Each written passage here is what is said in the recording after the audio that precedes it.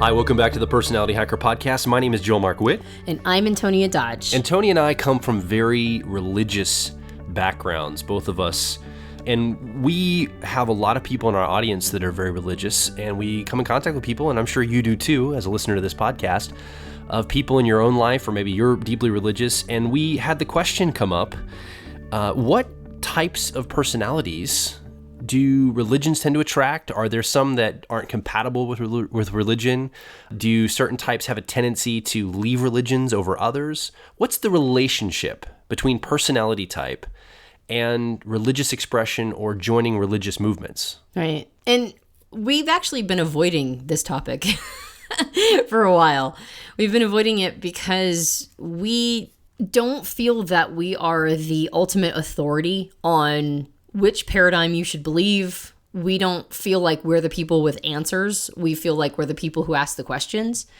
And we love maps and models because maps and models equip people to be able to make their own choices on these kinds of topics. So we have our personal beliefs or lack of belief, however you want to look at it. And we didn't really want to start a conversation that might sound like we think any one religion or paradigm is any better than any other religion or paradigm. That said, we do have personal feelings on the topic for sure. We wanted to be cautious around this. Cautious not only because we fear indicating a sense of judgment to other people, also so that we represent our positions accurately, so that we're not indicating judgment where we feel no judgment. I actually feel very friendly towards religion as a general rule. And what I thought we could do in order to introduce this idea that we'll probably be spending a little bit more time in the future, don't be surprised if you see other podcasts on the concept of religion, is we could start out by talking about something you and I, Joel, talk about a lot, which is what personality types have a tendency to gravitate to certain religions. And there are trends. It's really fascinating to see there are definitely trends. You brought up quite a few questions towards the beginning of this podcast about, are there certain personality types that have a tendency to go towards certain religions, that join religion, that leave religions? And the answer is, yeah, there are trends. Yeah, I think for most people's experience, I would say, from my observation, most people's experience is you were born into a family that probably had a certain religious practice, at least in some tenuous way. And that was your first interaction with religion. So a lot of people are born into a religion or an expression of religious faith of some sort. There are converts, people who come through life and they join a religion later in life. And I think for the sake of this conversation, I think it will help us actually get through the conversation.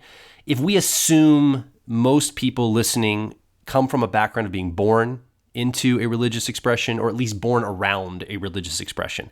So I would steer us away right now from dealing with, I know I raised the question earlier about who joins religion, and I think I want to steer us a little bit away from that because I think we're not going to be able to get to everything if we have to talk about that as well. We can maybe mention it, but I want to focus more on the people that are there that maybe end up sticking around or not sticking around. I think that's a good starting place. And if we get through that quickly, let's get into maybe people that end up joining and some of the trends that we have seen there as well.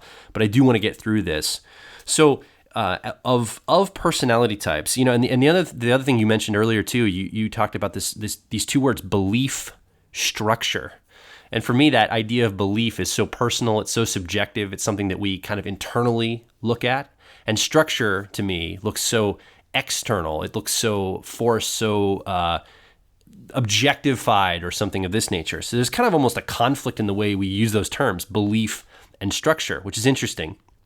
And I think as we begin to look down the road of religion, by definition, religion is externally structured. There's organizations around it, or there's organized thought or methodologies around it. So we're looking at something that is outside of ourselves from an expression standpoint. You think of a church or a synagogue or a mosque. These are actual buildings that you show up to worship at. And there's certain sacraments that you do externally of yourself. And that's something these are practices that we go through in religion. And then there's the whole other end of the spectrum, which is that internal, the belief I have of my expression of faith, the way I feel about my relationship to God or a deity or a being or multiple beings, and that internal experience. And those are, I believe, very different things for people. Some people have much more comfort, and they just tend to go toward the realm of that external structure where they love the practice, the fellowship with other people, or the movement with other people, or hanging around other people in that religious expression, or showing up to that building or that place of worship. And then there's other people that have much more of a spiritual, internal belief level of it. They aren't so interested in all the external markers. They have that sense of that private worshiping experience, that private experience of expressing their faith. They're much more quiet about it. It's much more of an internal process. And I think they're just there alone, there's a tension. And I think just with those two differences, you can start seeing emergent patterns of personality. Someone who sees things in terms of evaluating criteria in their lives from a subjective point of view, someone like any of the perceivers in the Myers-Briggs system, they'll use either a process called accuracy or authenticity, are the two nicknames we've given them. And you can read a lot more about that on our website, personalityhacker.com. Those people, I believe, tend to lend more toward that personal expression of their faith or their religious experience. Whereas judgers in the Myers-Briggs system, because they're focused on things that are external to themselves, this is harmony and effectiveness users. These people that use these processes are focused on the external structure, whether it's social structure or physical structure. They tend to, as a trend, be attracted more to the practices or the structure, like showing up to the place of worship and things of this nature, in a religious or faith expression. So I think just there alone, just in the belief structure, taking those two words and breaking them apart, you can see how personality types start to show up to these two different places, or at least trending in that way. Yeah. I have noticed a major trend, and that's all by itself very intriguing and interesting. Just take Christianity and its many, different varieties of Christianity, all the different sects and all the different, what people could call cults or whatever, but they all ascribe to this concept of Christianity. You actually have a lot of insight in this because you went to seminary school. And so you have a lot of insight into the various styles of Christianity, a lot more than I did, because I was raised in a religion that didn't really, it just kind of lumped everybody together. And so it's really interesting. It's been very intriguing to marry these ideas of which personality types leading with which cognitive functions get attracted to various styles of Christianity. And Christianity is the biggest religion in, the country we live in the United States. And we'll, of course, don't want to discount the other styles of religions and belief systems, and we'll address those as well. Just taking Christianity, though, you can start seeing some really interesting trends show up based on things like whether or not the person is a judge or a perceiver.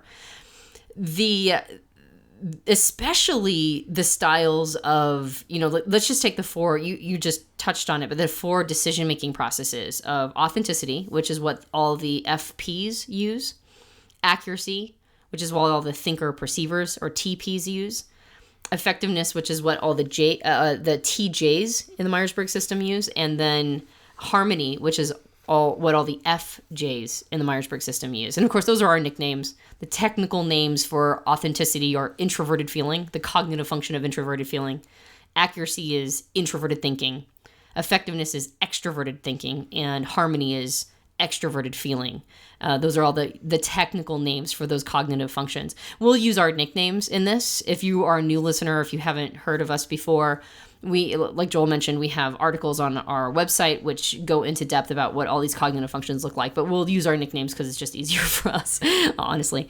And we've noticed that within the Christian denominations, Baptists, which are very sort of a power away from people, right? Baptists have a tendency to be very individual expression oriented in their religious faith. It's very spiritual for them. They have a tendency to be very much about sort of their faith, their personal faith expression. Personal salvation is really big. And if they don't like what a pastor or minister is saying, pastor and minister are both expressions used in Baptist faiths. I believe I'm looking at you and you're nodding. They'll just move to the next Baptist church and they'll go find somebody who is more in alignment with how they feel. Versus Presbyterians. Presbyterians are a lot more organized as a collective. It's a lot more of a top-down structure. It's a lot more like sort of these are the codified belief systems that we all believe in, and it's very structure-oriented. And there's elders in Presbyterian church. There's a lot of sort of, the congregations are very organized. Yeah, well, there's actually a denomination, a structural organizational denomination for Presbyterians. For Baptists, there's some loose federations and loose conventions, but they don't have a lot of denominational control or top-down denominational structure. It's much more like individual churches federating together and agreeing on some tenets of theology and things of this nature, but it's not as structurally set up as the Presbyterian church is. Yeah, so our observation has been that Baptists attract a lot of feeler perceivers, people who are using authenticity, because it's about your personal faith expression and personal salvation. So it has a tendency to attract a lot of people who don't want to have a top-down arrangement. Feeler perceivers, either they're EFPs or IFPs, the thing that they don't like is this concept of a system that doesn't have the subjective human experience represented, because their blind spot, or at least their 10-year-old process in the car model or their tertiary, is extroverted thinking or effectiveness. And effectiveness is all about designing a system that doesn't really have the individual in mind necessarily. Like, you kind of have that in mind when you're setting up the structure, but once it's set, it's set. So your individual feeling about it isn't really as important as the system of structure that has been set up already. So that would be you could really see a lot of authenticity people just really kind of kicking at that. That would not be something that would attract them as much. And so they're going to be more attracted to a style of a federation as opposed to an organization with a top-down structure. Versus people who are judgers, feeler judgers, and thinker judgers, people who are using effectiveness and harmony, would be very attracted to this concept of an organizational structure, especially if there's upward mobility. As if there's room, potentially to become an elder in the congregation, or even go higher than that. You could see that they would be very interested in something that would suit them, their extroverted judging process, extroverted thinking or extroverted feeling. You could see that would very much more suit their sort of their lifestyle or their take on life in general. So you can already see trends of types gravitating to these different styles. Now, what's interesting is I didn't mention thinker perceivers when I mentioned Baptists. And one of the reasons why is because thinker perceivers, or accuracy people, are the highest likelihood of leaving religion in general. Because they're using what makes sense to me as a subjectively makes sense and all the data points line up.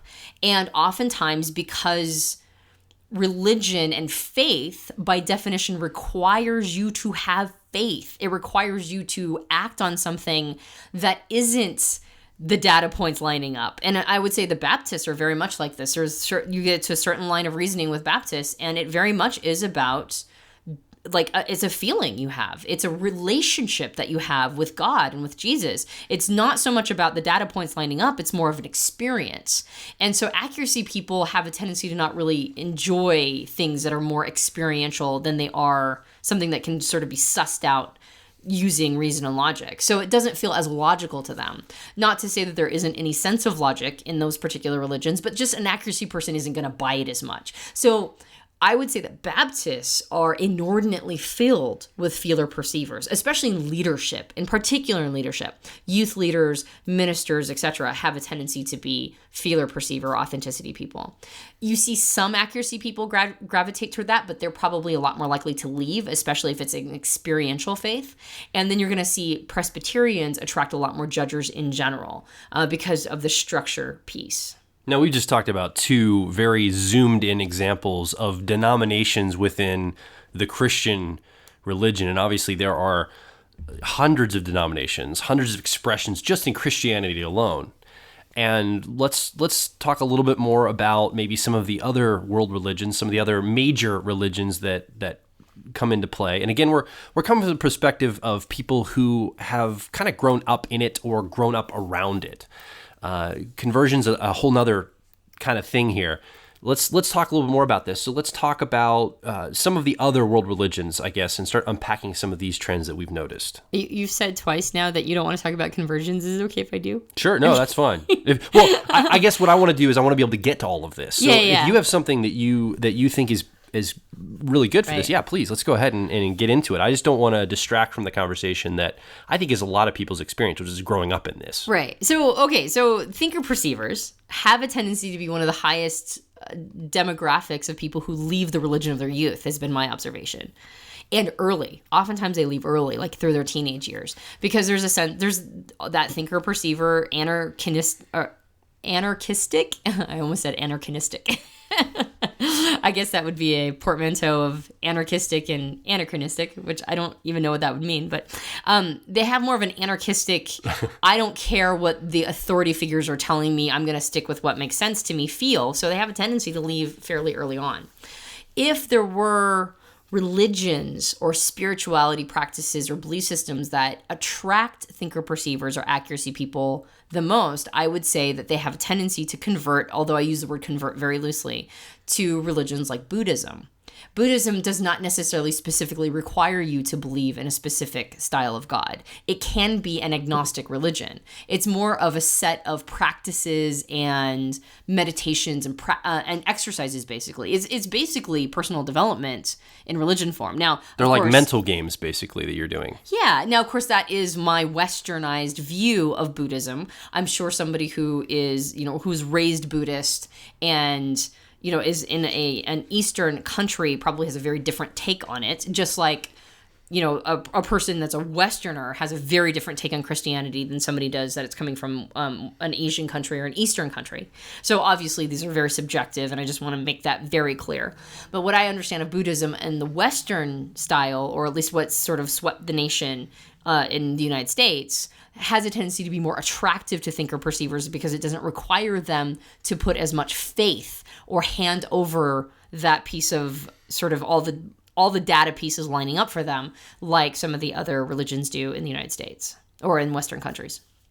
So thinker-perceivers do get attracted to certain styles of religion or spirituality, though they tend to be that style. And of course, if you're going to talk about religion, you have to talk about the styles that are very not religious, and that would be agnostics and atheists, which probably have the highest numbers of thinker-perceivers represented within their demographics. Thinker-perceivers have a tendency to gravitate toward agnosticism or atheism. Yeah. So let's talk a little bit about, I kind of like this format of going through a little bit of the dichotomies in understanding how they're attracted or not attracted to different religious expressions. So let's talk a little bit about intuitives versus sensor types. So we've got about, if you broke it down in numbers, you have about 25% of the world is intuitive and about 75% of the world are sensors. Do we have a tendency or trending that we've noticed for religion or religious expression based on intuition and sensor learning styles? And I think that one of the things that intuitives will bring to the table is the ability, because intuition, how we define it, how we look at it, it's advanced pattern recognition. It's being able to basically see what's behind the curtain and feeling very comfortable. Sensors can sometimes see this as well, but it's being very comfortable with speculative thought without actually having concrete data points or concrete objective things you can point to for what you're speculating about. So intuitives are attracted to things that by definition are behind the curtain, can't be proven, can't be bared out in reality. And by contrast, people who are sensors are much more interested in what can be verified, what can be tasted, touched, seen, heard, the physical things in the world, the tangible things in the world. And this bears out anywhere from conversation to how thoughts are going to interests and all this. So that's the general sense or the general difference between intuitives and sensors and how we all learn information based on our personality. One thing I would add to this, how sensors engage with the world also is not just what can be directly interacted with or experienced in a concrete way, also what experts and people they trust in their lives have told them. There's a sense of wanting what's reliable and verifiable. And so there's a lot of weight put to social proof. If there is an entire group of people who are agreeing on something, then even if that person can't necessarily directly engage with it, they're going to hand some power over to that group of people, because why would a whole group of people agree about something that is ridiculous? So there's also a sense of common sense and status quo. Not to say that a censor can't think for themselves. Obviously, they do all the time, and we have examples of it all over the place. However, if you're looking for something that's verifiable and reliable, and you don't necessarily feel qualified yourself to be the authority on it, you're going to look for somebody who is an authority, who has put a lot of study into it, a lot of time and effort and thought into it, and you're going to trust what they have to say. So based on those nuanced descriptions, the way that the two learning styles show up between intuition and sensing, when you first look at it, you would think, okay, well, intuitives are probably much more open to the idea of faith, of just speculatively looking at something and saying, I'm gonna go ahead and believe this because it might be quote unquote behind the curtain in a faith type sense, and maybe they might be more attracted to religions. Whereas sensors are looking for things that are verifiable. They're looking for the concrete, or the things that you can touch, taste, smell. And by definition, God really, in a lot of ways, can't be smelled, can't be seen. It's something you have to do on faith. So you would assume, based on those descriptions, that intuitives would be much more attracted to faith expressions, and sensors would be much more attracted to more things like atheism or logical ways of looking at the world that aren't materialism, not so speculative in that. And so at first blush, that's probably what it looks like on the surface, but it's been my experience that almost the opposite is true. There are often a lot of intuitives in religions, and there are a lot of sensors that are atheists, but the trend is, percentage-wise, and this is anecdotal, I don't have any research to back this up, but it has been my observation through my lifetime that intuitives tend to be the ones that end up leaving religions at some point, and as a general sense, and sensors are the ones that end up staying for the long haul. Yeah, I would say that I would totally agree with that. Again, I mean, we haven't done a controlled case study on this. This has been observations of us being, having visited a lot of different religious ideologies and beliefs and observation, and using our understanding of typology. So take this with a grain of salt. That said, what's interesting about this is I would not even say that intuitives are the ones that necessarily leave. I would say that they're the ones who are more comfortable with redefinitions or redefining. Yes. A lot of religions have actually been started by intuitive thought and intuitives thinking something different, a bit counterculture. All religious movements have started with a counterculture movement, and it's generally been intuitives that have sparked those counterculture movements. So it's not so much that intuitives leave religions as they redefine what that means. And the person who comes to my mind right now is Rob Bell. Rob Bell is a person who is, he's becoming a bigger leader and sort of the face of the nouveau Christianity. And what's interesting is that a lot of people in, I would say, more evangelical or traditional Christian religious, perspectives or persuasions very much distrust Rob Bell. They don't really like his message because it's a redefinition of Christianity as far as they can tell. And I just use Rob Bell as an example of how intuitives usually spring up in religions. They have a tendency to redefine what is the current cultural norm or the current religious norm, and then they start like a new movement. And so that's not to say intuitives necessarily are always that way. These are just trends we've observed. And at the same time, it's not that intuitives are necessarily leaving religions in droves, although that can happen too. It's more that they have a tendency to think outside the box and about the box. And so they're going to take what is currently the status quo, and they're going to feel more comfortable questioning it. And then they will also feel more comfortable leading a movement based on that question. I think that's a great distinction and a great point you make about that redefinition. And I bet you that if you look back at, I'll call them corrective measures in the past, the Reformation or certain types of religious startups, these kind of things, whether it was the founding of Scientology or whatever religious founding or shift in thought that was happening, it most likely was led by someone who was an intuitive that was taking some redefinitional speculative thought and acting upon that in some way. And I think then what happens is behind that comes a grouping of people that end up codifying and systematizing that new way of thinking, that new religious expression of thought. And again, like you said, not only are sensor types often very comfortable in the world of tangible things, but they also are looking to experts, to people who are status quo, common sense.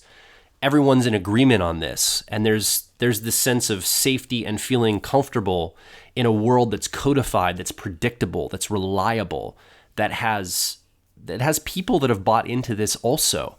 And I think that comes along behind maybe a shift in thought.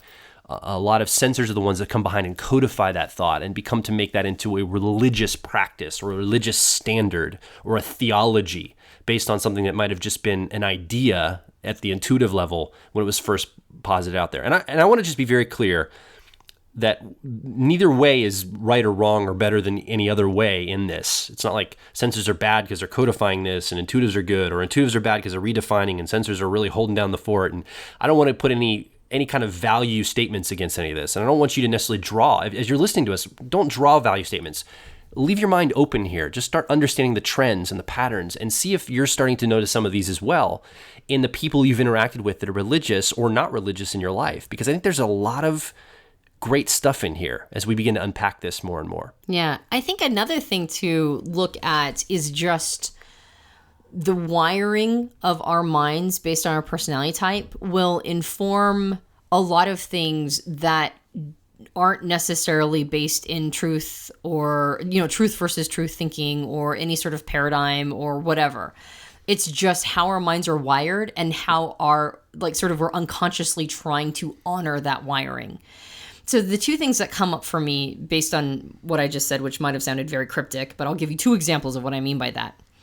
The first one is my observation has been that whatever is your dominant cognitive function for your type or your driver process in the car model, whatever that is, if you are in a religion that does not honor it or allow it to express itself, it might take 5 years, it might take 20 years, but eventually it will become an untenable situation for you.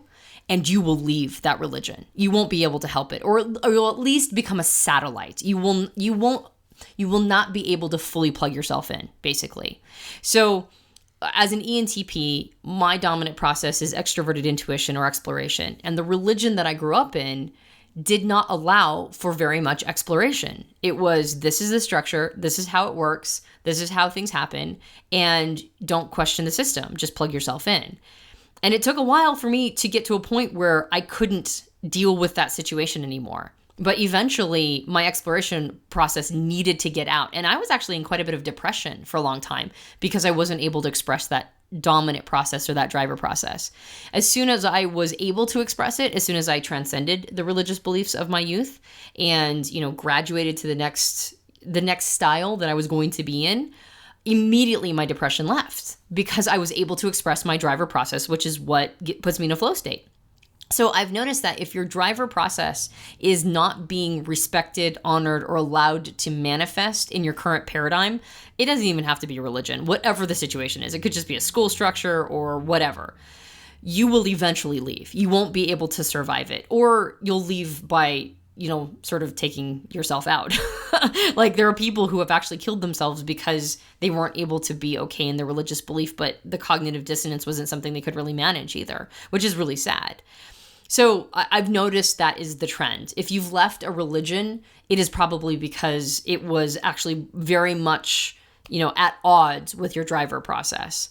That said, if your driver process has full freedom of expression in religious belief, if it is completely able to express itself and very much honored and very much, able to be, you're able to get to that space and in flow, you'll probably stay there for a long time because it's meeting your needs. It's not removing your ability to get into flow at all. In fact, it's giving you opportunities to get into flow, and that feels really good and it feels right. And so you'll probably stay in that context for a long time. Even if you don't believe it, even if it's something that goes against what you believe in your heart or your mind, if that dominant process, if that driver process is being fulfilled, if you feel like you're in flow, one can often end up staying because it feels good to be in flow, and it's something that you're used to. It's something you plugged into, and you feel good in that space. So I think even in the midst of disbelief, you can stick around and not end up leaving and not even becoming a satellite. You really plugged in. You really want to be a part of it. It's really because that process is being fulfilled. That process feels good to be used in that way. Yeah, I think that's probably why a lot of religions are populated with censor judgers, SJs who use the memory process, especially ISJs. The memory process is very much about referencing who you are based on your past experiences. And so if you were raised in a particular belief system, then your memory process is going to be mapped to it. It's going to be very much grafted to it. And so it will be honoring your memory process by staying with the experiences of your past and continuing them forward. That is not a judgment statement at all. It's not to say that you need to leave the religion of your youth. I don't believe that in the least. I think a lot of these, basically honoring your driver process is very healthy for you. And as long as it is a healthy driver process, as long as it's not mapping to something that is definitively unhealthy for you, and if that's the case, get out, no matter what the situation is. If it's a healthy experience, if it's lending to you being in flow and it feels really good, then you are honoring your driver process, and that's where you need to be, at least for the time. If it is unhealthy, of course, it doesn't matter what the situation is, regardless of whether or not it's a religion, a relationship, it doesn't matter, then you definitely need to graduate from that. But these things serve us for the time, just removing cognitive functions, just talking about religions in general. A lot of times our religious or belief systems serve us for the time, and even if they alter or change over a lifetime, that's okay. It's not to say that we're saying something terrible or wrong about our previous belief system. It just means that, we grew as people, and then our belief systems grew with us. And so that's completely fine. But I think that that's probably, going back to the cognitive functions, I think that's probably why you see a lot of ISJs and in general SJs in religions, the religions that they grew up in specifically. I think a lot of harmony and effectiveness drivers, so the EFJs and ETJs, you're going to see in religions that honor the organizational component, especially the social component for harmony. It gives them a great, place to create a tribe, a community of people to engage with and interact with. And you'll see people who are of these types, if they're post-religious, if they've, left the religions of their youth or maybe never were raised in religion, you'll see them sort of manufacture the same kind of culture. You'll see them creating tribes on their own. And I mean, that's kind of part of what we're doing, even though neither of us are EJs. We're kind of creating a tribe of people. We're helping to try to fill that need that a lot of people have to have a social community and a tribe of people. And so if your religion is honoring that part of you needing that, then you'll probably stay in that religion as well. One of the challenges, if you're listening, you're here with us in this conversation, and you have gotten to the place in your life where you have decided to move beyond the religion maybe you were raised in or that you were a part of or at least around. They can be a little disconcerting because there's a lot of structure around that. There's a lot of ways to plug in. It's like a kind of a plug-and-play system in a lot of situations. And without that in your life, sometimes you can feel a little lost, a little out there in just a structural element. You can feel like, okay, where do I go from here? Like I had some social connections, I had some ways of belief, and now I feel like I'm just out in the middle of the ocean floating. What do I do here? And then the other piece that can happen too is there can be a lot of bitterness and anger for, if you've decided that this isn't something you believe anymore, if you say, I don't know if I want to just hand over my thinking to this organization or this way of thought. And again, that's a personal choice of yours, but sometimes that can create bitterness in that, wow, I can't believe I handed myself over to that for so long. I feel so bitter or angry depending on what age you're at. The older you are, the more bitter you might feel because you almost feel like maybe I wasted part of my life or I wasted some time when I was thinking this one way and now I could be thinking another way. And I think anyone that's come through that experience has a little bit of that little bit of frustration or bitterness that, man, why did I allow myself to go down this road I don't feel is right for me now? And again, that's a personal choice that you've made. I'm not saying that anyone should do this. This is something that you, if you've listened that have done this, you might feel this. And I would say that we make the best choices in our lives with the information we have in front of us. And the reason why you probably decided to move beyond that, and we like to use the word integrate and transcend, taking what you've learned there, transcending it, integrating into what you're doing now in your life. It's not just a wholesale rejection, but it's saying, okay, what parts of this can I take with me? It's a very healthy way, I think, to look at it. One of the things is you made the best decisions you could make with the information you had at the time. And as soon as you came into realization that you needed to make another decision, you made that decision. And that's good. You need to reward yourself for that. There's some bitterness and frustration maybe there towards your parents or toward the people around you or everybody that was propping this up. And you're like, oh man, but you did make a change. You did make a shift in your life. And I think that bitterness, that anger, that resentment that you may have, if you can look at it as, well, this was the next phase of my life that I needed to go through. And I understand that I probably wouldn't be the person I am today without this piece. Like the decisions I made and the things I was plugged into from a religious standpoint in my life got me to where I'm at. And I'm at where I'm at now, and I feel good about the choices I'm making going forward. I mean, that is a part of you. And I think that's why we encourage people to integrate and transcend, is because that is part of you. That experience, that faith experience is part of you. And if you're in a faith experience now, let's say you are a very religious person, you do like to express yourself through your faith background, whatever faith that might be, or whatever religious practice that might be, that's cool. Like, there's no need to necessarily synthetically leave something that's working for you. I encourage you, if it's serving you, to stay in that paradigm, to stay in that framework, to stay in that religious practice. But ask yourself, is this truly serving you? Are there things here that are beneficial for you, or are they leading to maybe unhappiness? And I think there's a lot of questions here, a lot of things to unpack. And I think as we go forward at Personality Hacker, and Antonia and I personally will probably be talking more and more about these things because they're very near and dear to our hearts, because we've personally experienced a lot of the things we're talking about in this podcast. So those are some encouragements to you if you've been a part of religion and you've moved out of that, or if you're still in a religion and you're exploring the possibilities there. Is this where I want to be, and do I want to go forward? And again, there's really, in my opinion, no right or wrong answers. These are, and that's going to peeve off people that are probably very deeply religious, because that's the reason you're religious. You believe you have the right answer. And I understand that. I get that. And you may be right. And I'm open to that as well. But let's all see if we can, and I love that bumper sticker, that t-shirt, that coexist message of, let's not just tolerate each other. Let's celebrate each other's differences. Celebrate each other's faith backgrounds and belief systems. And as much as we can, that they don't infringe on anyone else's. Let's celebrate those together, because I think that patchwork makes up all of humanity. And it's very exciting to be part of humanity that has all these different viewpoints, different religious experiences, different faith backgrounds, and different theologies. Yeah. So sometimes just taking a meta perspective feels subversive. And that's not the intention. Although if taking a meta perspective feels subversive, then that's in and of itself intriguing. That's already a question. Like, why does it feel subversive? It's not, this podcast and the future podcasts on religions are not intended to be subversive. It's not intended to, subtly talk you out of your belief system. I don't even know what your belief system is. So you might believe something very similar to something I would completely agree with. So this is not intended to at all, question your belief so much as understand that there are other things at play other than just right and wrong. And I think our major concern is that just in general, of course, we focus on intuitives because we think that there's a major need. And then after our focus on intuitives and getting intuitives' needs met, I think the second thing that we really focus on is how can we make sure that whatever we're believing is completely authentic to us? How can we make sure that we have not outsourced our belief system? What tools can we gather and models and maps can we gather in order to really take a hard look at the structure of what we think and believe and ask ourselves, did we program this or did somebody else program this?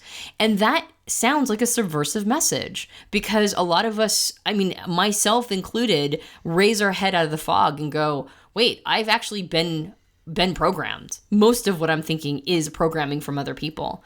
And we can't actually even fully take over the programming of our own mind.